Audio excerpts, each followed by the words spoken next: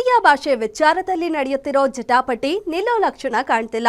ಒಂದ್ ಕಡೆ ಸರ್ಕಾರ ಆದೇಶವನ್ನ ಪರಿಶೀಲಿಸಿ ಅಂತ ರಾಜ್ಯಪಾಲರು ಬರೆದ ಪತ್ರ ಇದೀಗ ಕರವೇ ಕಾರ್ಯಕರ್ತರ ಆಕ್ರೋಶಕ್ಕೆ ಕಾರಣವಾಗಿದೆ. ಕನ್ನಡ ವಿರೋಧಿ ಗವರ್ನರ್ ರಾಜ್ಯ ಬೇಡ, ಕೂಡಲೇ ರಾಜ್ಯ ಬಿಟ್ಟು ಹೋಗಿ ಅಂತ ಕನ್ನಡದ ಕಲಿಗಳು ಬೃಹತ್ ಪ್ರತಿಭಟನೆ ನಡೆಸಿದ್ರು.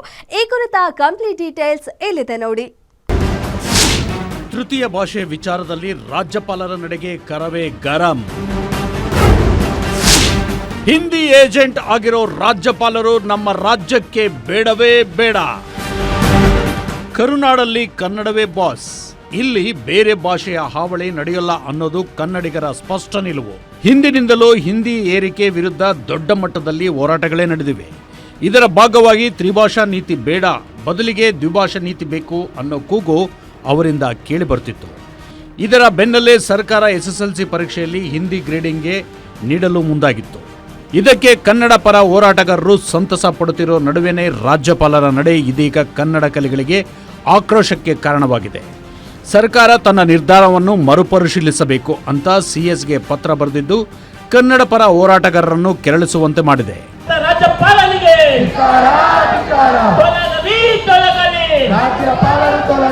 ಕೇಂದ್ರ ಸರ್ಕಾರದ ಮಲತಾಯಿ ಧೋರಣೆಗೆ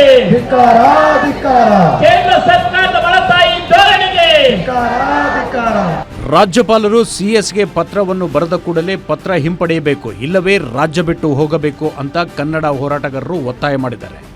ರಾಜ್ಯಪಾಲರ ನಡೆ ಖಂಡಿಸಿ ಫ್ರೀಡಂ ಪಾರ್ಕ್ನಲ್ಲಿ ನಾರಾಯಣಗೌಡ ನೇತೃತ್ವದಲ್ಲಿ ಬೃಹತ್ ಪ್ರತಿಭಟನೆ ನಡೆಸಿದರು. ಒಂದು ಕಾಲದಲ್ಲಿ ಬ್ರಿಟಿಷ್ ದೇಶವನ್ನು ಆಳ್ವಿಕೆ ಮಾಡುತ್ತಿದ್ದರು, ಆದರೆ ಈಗ ಹಿಂದಿ ಸಾಮ್ರಾಜ್ಯಶಾಹಿಗಳು ಆಳ್ವಿಕೆ ಮಾಡುತ್ತಿದ್ದಾರೆ.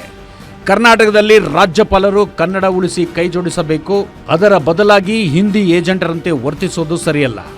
ತಮ್ಮ ರಾಜ್ಯ ಮಧ್ಯಪ್ರದೇಶದಲ್ಲಿ ತ್ರಿಭಾಷಾ ಸೂತ್ರ ತರಲಿ ಎಂದು ಕರವೇ ರಾಜ್ಯಾಧ್ಯಕ್ಷ ನಾರಾಯಣಗೌಡ ರಾಜ್ಯಪಾಲರ್ ತಾವರ್ ಚಂದ್ ಗೆಹ್ಲೋಟ್ ಅವರ ಮೇಲೆ ಆಕ್ರೋಶ ಹೊರಹಾಕಿದ್ದಾರೆ. ಕರ್ನಾಟಕದ ಮಕ್ಕಳ ಭವಿಷ್ಯ ಮತ್ತು ಕರ್ನಾಟಕದ ಭಾಷಾ ಸಂಸ್ಕೃತಿಯನ್ನ ರಕ್ಷಣೆ ಮಾಡುವಂಥ ಹೊಣೆ ನಮ್ಮ ರಾಜ್ಯಪಾಲರ ಆಗಬೇಕಾಗಿತ್ತು.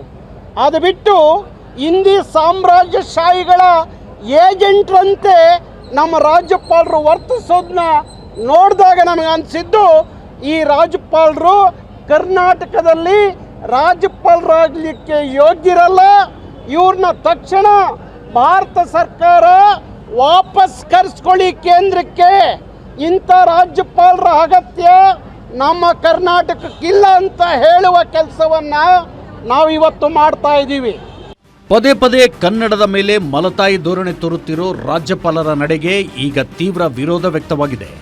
ರಾಜ್ಯಪಾಲರು ಕೂಡಲೇ ಪತ್ರ ಹಿಂಪಡೆಯಬೇಕು, ಇಲ್ಲವಾದರೆ ರಾಜ್ಯ ಬಿಟ್ಟು ತೊಲಗಬೇಕು ಎಂಬ ಗಡುವು ಕೂಡ ಕೇಳಿಬಂದಿದೆ.